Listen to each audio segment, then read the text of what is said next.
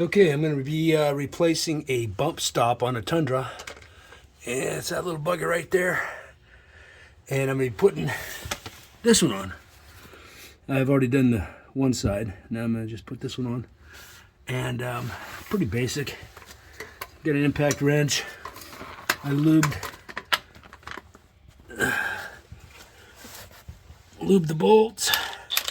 So we're just going to stick this on here and kick her down a little bit.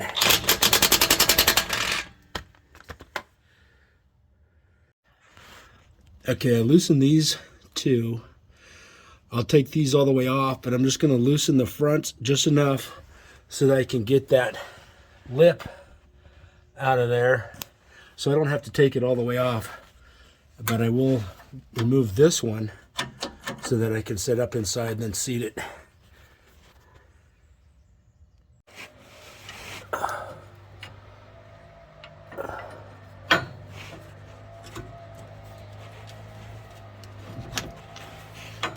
Okay,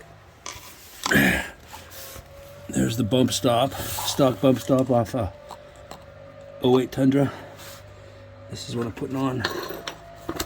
It comes with some Loctite. You just put it on the, just unscrew this, put the Loctite on, screw that on tight, and then put it in, clamp her on down, and we're good to go. Okay, I'm gonna kind of clean up my threads on this bolt,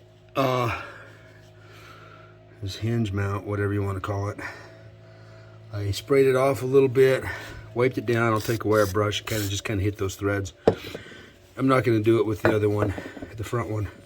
It's just hanging on there, and they say you should actually replace these, I believe. I don't know. I'm not. I'm just going to put them back on and hit the road. I've got the yellow ones, the yellow SumoSprings. It's supposed to hold about 4,800 pounds at 50% compression. It's a step up from the blue. I think it's the blue, yellow, and then black. I think I've seen other sites it's blue, black, and yellow, but the yellow one's gonna work for me, and so I'll get these cleaned up.